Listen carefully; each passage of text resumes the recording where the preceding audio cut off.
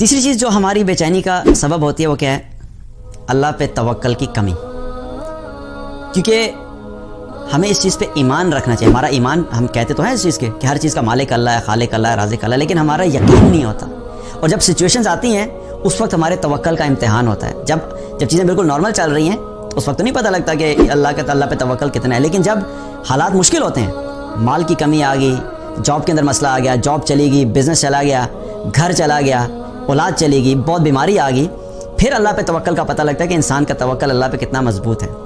اس وقت ہم چونکہ جب ہمارے توکل میں کمزوری ہوتی ہے اور یقین کی کمزوری ہوتی ہے تو ہم لوگ کیا کرتے ہیں؟ ہمارے دل بے چین ہونا شروع ہو جاتے ہیں. تو یاد رکھیے کہ ایک چیز اپنی زندگی میں پکا رکھیں، جو بھی چیز ہماری زندگی میں ہوتی ہے اللہ کے حکم کے بغیر نہیں ہو سکتی.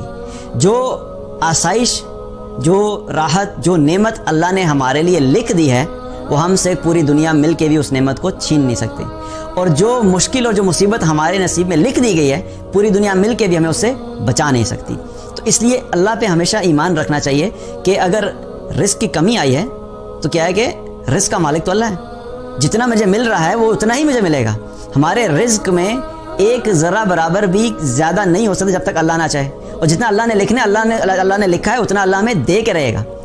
اولم یعلموا ان اللہ یبسط الرزق لمن یشاء ویقدر، کہ جانتے نہیں ہے کہ اللہ ہی ہے جس کا چاہتا ہے رزق بڑھا دیتا ہے اور جس کا چاہتا ہے رزق کم کر دیتا ہے. امن ھذا الذی یرزقکم من امسک رزقا، اگر اللہ تمہارا رزق بند کرے تو کون ہے تمہیں جو رزق دے گا؟ اسی طرح رزق سے اعتبار سے بھی اور جتنے بھی معاملات ہوتے ہیں وہ سب فیصلے اللہ کے ہاتھ میں ہیں. تو ہمیشہ اللہ پہ بھروسہ رکھنا ہے کہ جو بھی حالات ہیں یہ اللہ کی طرف سے ہیں اور اللہ سبحانہ تعالیٰ ہمیں ان حالات میں، اس میں اللہ کے فیصلے کے بغیر ہم ان حالات میں آ بھی نہیں سکتے تھے اور اللہ کے فیصلے اور حکم کے بغیر ہم ان حالات سے نکل بھی نہیں سکتے. تو یہ توکل ہونا بھی بہت ضروری ہے. جب یہ توکل مضبوط ہوتا ہے تو پھر وہ بے چینی والی کیفیت کیا ہے؟ وہ کم ہو جاتی ہے. حالات وہی ہوتے ہیں لیکن کیا ہوتا ہے کہ انسان کی بے چینی ختم ہو جاتی ہے کیونکہ اس کا یقین ہوتا ہے کہ میرا رب مجھے ان سچویشن سے ضرور نکالے گا.